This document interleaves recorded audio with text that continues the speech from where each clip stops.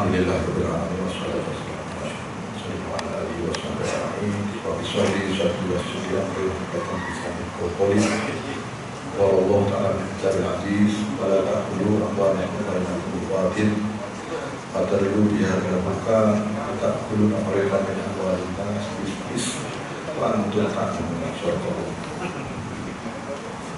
Syukur pada Allah banyak-banyak, masih lagi Allah memilih kita dan memberi peluang pada kita untuk sama-sama rukuk dan sujud di rumah Allah ini. Mudah-mudahan salat maghrib kita tadi diterima, diberkati, dirahmati oleh Allah. Allah masih lagi sudi mencukup kita untuk sama-sama datang ke rumah Allah, menjadi tetamu Allah. Jadi tetamu Allah ini bukan saja Mekah dan Madinah. Tetamu Allah dari rumah Allah. Di mana saja rumah Allah, di situlah tetamu Allah. Jadi jangan kita takut untuk jadi tetamu Allah. Itu rezeki. Tapi kalau kita tak jadi tetamu Allah, itu musibah.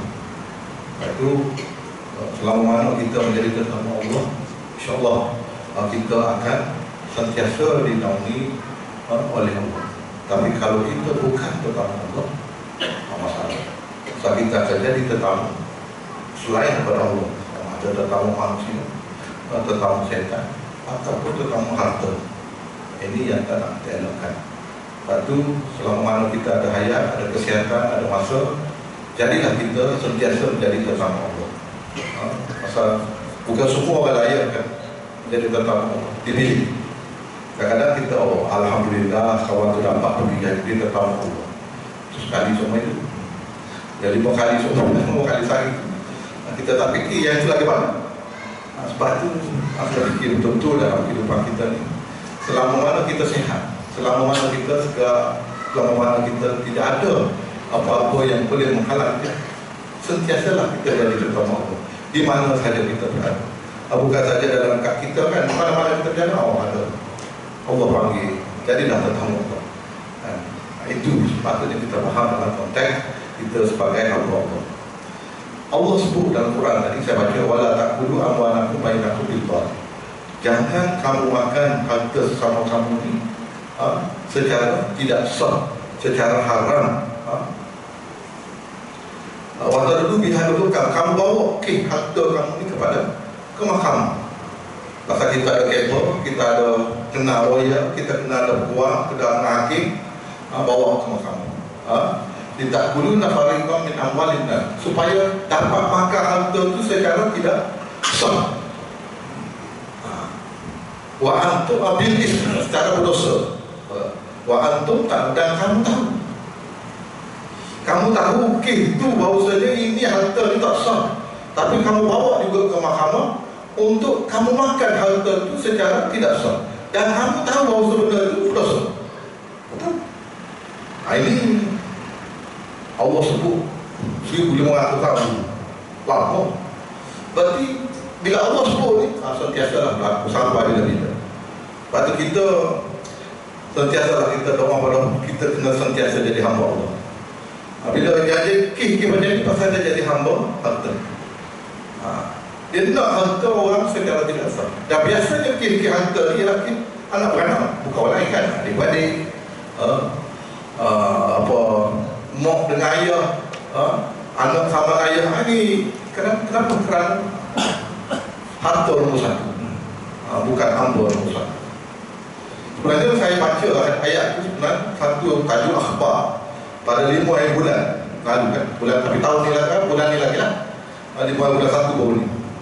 Tajuk dia kan, isteri buntu, anak hilang hak harta pusaka. Isteri buntu, anak hilang hak harta pusaka. Kenapa? Tajuk depan, baca sebenarnya ini dah macam jadi orang kata apa, sambar dalam masyarakat kita. Jadi wajah Jawa dalam masyarakat kita. Bila tak faham, bersama tak faham. Bila baca tu, dia pergi yang kih macam ni, yang banyak lah. Kenapa? Kih nombor 2 ni double barrel, so kan? Bila nombor 1, tak ada masalah. Kalau nombor 1 istihar, panggil terima, tapi bila baca doa kan? Saya perlu seorang beri kan? Panggil habis orang. Beribu panggil. Nombor satu. Nombor dua tak panggil. Kan? Nombor dua mana tak panggil kan? Tok lima tak bilang pun tak tahu kan? Kawan tak tahu, adik-adik tak tahu, mak bapak pun tak tahu. Dia seorang curianya. Bila tak tahu, masalah. Bila berlaku kematian pasangan, ini mungkin. Dah lah tak tahu kan? Tiba-tiba keluar kan? Satu, dua keluar. Ini mungkin nombor dua.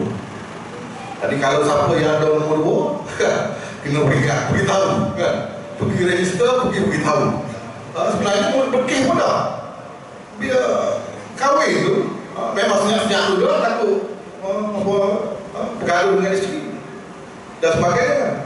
Tapi balik tu kena balik pergi register di Majlis Islam tu. Denda 1,000 bayar. Lepas tu confirm perkahwinan itu dan bagilah kepada untuk imam kita ni. Tak habis kau saling kau kan. Tak percaya orang lain kan. Apa kau kita kau kan jaga. Pasal berlaku kematian. Kehnya apa? Bila dia nombor dua dan lama-lama pecah tak tahu. Tapi dia tahu bahawasanya suami dia tak register. Dia tahu ni kahwin nangok kalau kahwin belah sana. Dan bila kahwin belah sana tak register. Saudara duduk begitu, saudara duduk begini. Belah mati suami. Sudah. Jadi yang masalah bila bawa masuk ke mahkamah. Okay. Yang nombor dua tu mana hak parainya? Anak ni? Hak parai anak? Mana? Tak ada. Kenapa tak ada? Mana surat nikah? Nikah belah sana. Mana tak? Bukti? Tak ada. Surat? Tak ada. Jadi dalam sistem sekarang kalau dulu-dulu boleh tahan kan, nak register anak ni. Kalau lama-lama mana dia nak surat nikah kan. Sekarang dah nak yang baru ni mana surat nikah. Tak ada surat nikah dah masalah. Apa tu paling mudah ganti anak tidak saudara. Jadi bila kes macam ni ke mahkamah, mahkamah memang anak tidak saudara. Walaupun dia tahu bahawasanya pasangan, maksudnya bini tua tahu, anak-anak bini tua tahu bahawasanya ayah telah kahwin lain. Nombor dua ada ayah ada nombor dua, ayah ada anak pasal dia ada adik-beradik seberapa tahu, tapi masalah kita tadi. Kalau tidak, kenapa anak berapa orang? Anak ayah yang dulu ada 4 orang, anak baru ada 4 orang, 8, pecah 8 sikit jadinya. Bila jadi sikit, carilah penasihat anda. Nikah tu tak sah, tak daftar, mana orang akhirnya langsung tak dapat. Bini pun tak dapat apa-apa, anak pun tak dapat. Salah tak? Salah lelaki. Yang si mati biasa kan, dia punca. Tapi ada tapi. Kalau kita dalam orang-orang yang yakin dengan akhirat, beriman pada hari akhirat, ada dosa pahala, kita tak bawa ke mahkamah tu. Pasal kita tahu perkahwinan bapa tu sah. Cuma peraturan undang-undang saja memerlukan didaftar balik untuk mengesahkan. Itu dia. Seorang bapa, dia boleh nikahkan anak dia. Kalau kita ada anak perempuan, kita boleh nikahkan anak perempuan kita tanpa dapat keizinan daripada pihak berkuasa. Boleh? Sah. Tapi kena denda lah. Pasal tanpa izin. Nikah tanpa izin kena denda. Tapi bapa sebagai wali, aku nikah dengan kamu dengan aku, hukum syarat sah. Tapi bukti tak ada. Perkahwinan itu sah. Sama dengan kes macam ni. Dia tahu bapak yang nikah, dia tahu dia kuala mesti terima yang nikah. Sah. Anak sah. Bini sah. Paraik layak dapat. Anak layak dapat. Tapi tak dapat. Bawa masa dapat, bukti tak ada. Tak dapat. Allah sebut kan? Dia tahu dah. Ini kerja Allah. Berarti kalau seseorang itu cenderung kepada harta, pasal dia jenis sebab kan? Maksudnya, boleh, bapak ini kau tak sah ni. Pasal apa? Bagi lapar harta. Bagi lapar. Kalau tidak bagi apa? Mana sikit apa? Sebenarnya harta ni bagi berapa pun ada. Yang saya selesaikan, tolong yang betul-betul lakukan. Aset si mati ni, yang pakai macam ni, hampir sama. Aset si mati ni berpuluh juta. Ada Lombok, sewa di Kuala Lumpur tu sewa bulanan RM100,000 bulan. Ada 2 orang je, laki seorang, perempuan seorang. Tak nak bagi juga. Sebenarnya kalau bagi harta tu, dengan anak nombor 2 atau anak dengan bini 2, nombor yang kedua tu, adik, maksudnya adik sebapa. Adik-beradik sebapa. Paling dua pun 2 juta seorang. Tak juga. Kenapa? Tak takut dengan akhirat. Kan? Kita, bila kita mati, tak ada benda lain. Pakar apa semua tak ada. Kan? Kuasa tak ada. Jutawan tak bawa semua. Bawa ni aman. Pahala. Atau dosa.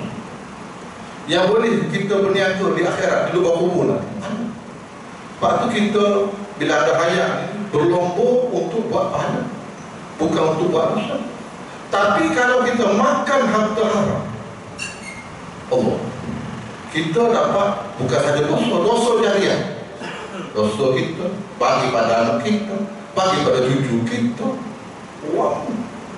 Ya, kita makan harta adik-adik kita. Kan? Adik kita sebab apa? Tak boleh. Pasal nikah bapak tu tak sah. Kalau dia beriman pada hari akhirat, adik aku, dia akan ambil kata dari ini adik aku, kahwin sah di masjid, kahwin apa semua terima apa dulu lengkap. Cuma ni saja masalah pentadbiran saja nak bukti. Ini kita ingat kan, kita anak-anak kita dah apa pun sebenarnya kalau faham akhirat, tak payah kan, tak payah samaan kan, tak payah. Pasal kita tahu tanggungjawab kita, ini ada anak kita, ini adik-adik kita. Bila kata harta dia tidak sah, kita tahu apa sebut kan. Antum tak, kamu tahu bahawa harta ini sah, tapi kamu bawa juga ke mahkamah untuk makan harta secara tidak sah. Malah jadi boleh zuriat berpuluh tahun, beratus tahun dosa kan. Ini cuba elakkan, bukan cuba kena elakkan. Kalau kita ada anak-anak yang macam ni, nasihat. Dan yang pertama tadilah, kalau dah kahwin itu register, ini masalah pentadbiran. Dan kenapa jadi begini? Tapi penting juga pentadbiran pasal apa? Jadi kalau tak ada pentadbiran, masalah kan? Oh, ni kawan dia baru lagi suruh Malaysia pergi, Johor ada bini, Gano ada bini, Kelantan ada bini, Perlis pun ada bini, pergi satu-satu ada bini juga. Jadi ini tengok nikah adik-adik, adik nak elak kan? Perlu dia elak. Itu pentadbiran, kena elak. Nikah dengan saudara, nikah dengan saudara kan? Itu masalah. Lepas tu pentadbiran kena ada peraturan. Bukan salah, kena ikut benda tu. Tapi bila orang kalau bawa janji nak kahwin orang, siapa-siapa kan? Malu pada kau, biar ada bukti. Tinggal. Tak nak beritahu siapa-siapa tinggal. Aku tengok bila mati tu ni ada nikah. Senang kan? Tak kita makan harta haram berkekalan. Harta haram, kata haram jariah. Kata pahala jariah. Ini dosa jariah. Malah itu musibah paling besar, makan dosa jariah, kekalan. Perlu elakkan. Dan sebenarnya apa juga harta, kalau melibatkan sama menyama ahli keluarga ni, kita kena elakkan. Kan? Adik-beradik sekarang ni, dalam sistem sekarang ni boleh saman kan? Boleh saman tak? Orang tu boleh saman, orang tu saman. terutama bila masalah harta sekian. Kita bincang malam ni. Muka surat 10 kan. Malam ni kita tengok muka surat 10. Harta sepercayaan. Nombor 5 kan. Pada dasarnya tidak terdapat dalil khusus di dalam Al-Quran dan Sunnah yang menerangkan kedudukan harta sepercayaan dalam Islam. Tak ada dalil khusus. Bukan macam zakat, bukan solat, bukan puasa, tak ada. Ada umum. Pelaksanaannya berdasarkan ijtihad yang menggunakan kaedah uruf. Jauh lah. Maka macam zakat pendapatan itu ijtihad. Zakat hukum itu hukum. Zakat pendapatan ijtihad. Beza. Tapi dia jadi hukum. Contoh kan, zakat yang asal zakat dia lah gaduh dengan kurma. Baru berat. Tak kena pun. Tak dalam Quran. Ulama berijtihad. Okey, betul okey ni makanan asasi. Gini boleh disimpan, boleh diukur, boleh apa. Jadi diijtihadkan berat kena zakat. Lama-lama berkembang, akhirnya orang beras kata di Malaysia ada orang tanah padi dia kena zakat. Kawan tanah padi semusim katalah berapa? 3 ekar. 3 ekar ni nak lelu kalau muda, nak lelu. Boleh lah kalau dulu sekali musim padi kan. Lepas tu sekarang 2 kali. Boleh katalah berapa puluh ribu, 50, 40, 30 ribu kena zakat. Ni usahawan kelapa sawit ada 100 ekar, 1000 ekar tak kena zakat. Kawan ni ada tanah getah 1000 ekar, ladang getah 1000 ekar tak kena zakat. Sedangkan hasil kutipan getah tu 100,000, 200,000 sebulan kelapa sawit tak kena juga. Tapi hasil di situlah ulama berijtihad. Menurut kaedah siapa-siapa yang ada hasil selain daripada ni kena zakat. Itu dia kata ijtihad kan. Jadi sama lah dengan masalah harta sepercayaan.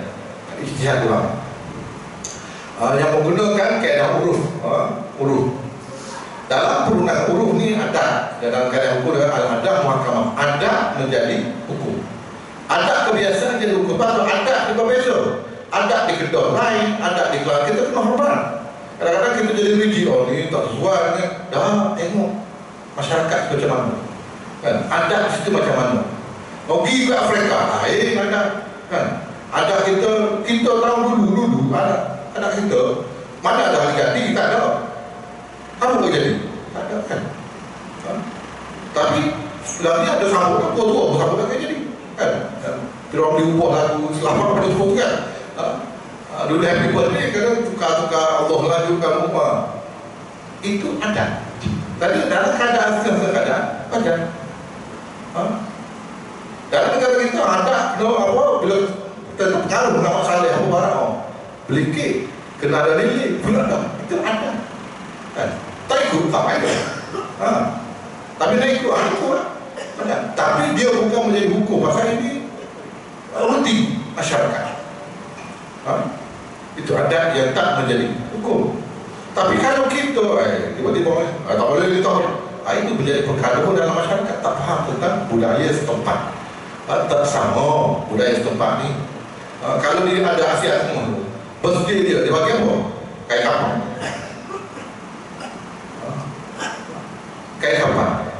Saya ingat pergi sebuah negara, saya ada pembantu saya penyelidik. Kenapa banyak sangat? Dia kata budaya kami bila birthday kain kapan. Hampir ada kapan lengkap. Berarti setiap umum ada kain kapan. Ada umur 50 ada kain kapan. Cuba buat tinggal gitu. Setahun lah aku. Terang. Itu budaya. Kan bagus hormat budaya kadang-kadang dalam adat tu. Jangan kita main kalau ini tak ada boleh. Ada yang ringan, ada yang tidak menyalahi akidah, ada norma. Okey, dalam perundangan Islam, apabila sesuatu uruf diakui kebaikannya, diakui baik, bagus ni, dan diberi pengiktirafan undang-undang, undang-undang perkiraan, maka ia bertukar menjadi suatu peraturan yang perlu diikuti. Secara mudahnya, harta persepercayaan bermaksud segala harta, sama ada harta alih atau harta taklih, diperolehi secara bersama oleh pasangan suami isteri semasa perkahwinan berkuah kuasa mengikut syarat-syarat yang ditentukan oleh hukum syara. Itu harta percayaan. Bila kita akad nikah, aku nikah, kamu aku terima nikah. Maksudnya kita ada perkongsian. Kongsi itu ada dianggap bermula perkahwinan itu bermula perkongsian, termasuk segala urusan harta. Bilian tak kerja, seorang kerja, kan? Belajar sama pun belajar. Bini piamak atau lepas. Bila datang, bila mati suami, family datang belum bertua tu, kamu tak ada apa pun. Anak aku yang kerja semua halau menantu. Ini kejahilan. Tak boleh. Bila saja kahwin, asasnya 50-50. Share, partnership. Kita musyawarah, kita bersyarikat dengan pasangan kita.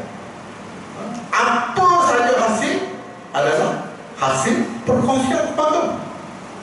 Dapat anak kongsi, anakmu anak apa? Anakmu anak apa?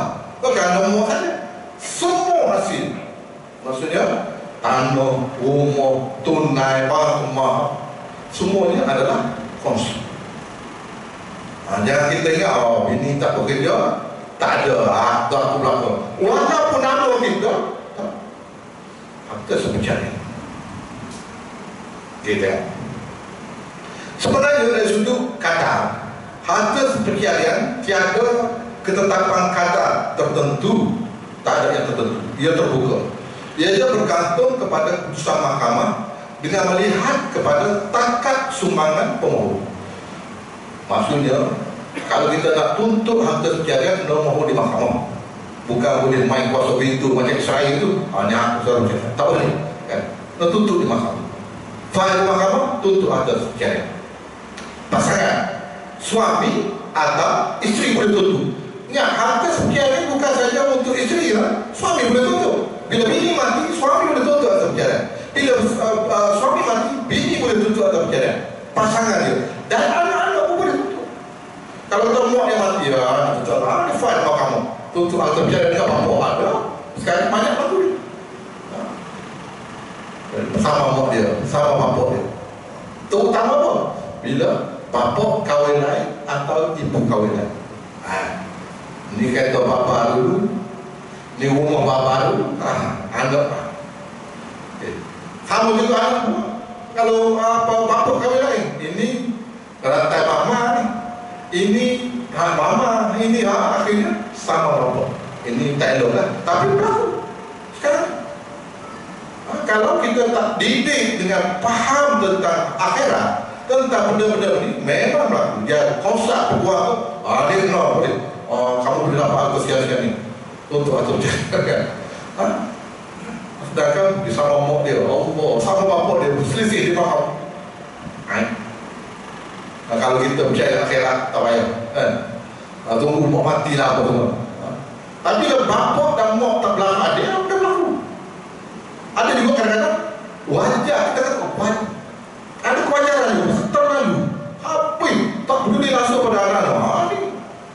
Sedangkan kita kena faham bahawa dia dalam harta ni ada hak anaknya. Tapi ada juga di situ ada, tak boleh kata tak boleh juga. Tengok keadaan-keadaan yang wajar. Lepas tu kita belajar kitab, pasal ilmu ni dia kena boleh diguna dalam pelbagai keadaan, bukan rigid. Ini sama tak, kan? Tapi asalnya tak perlu.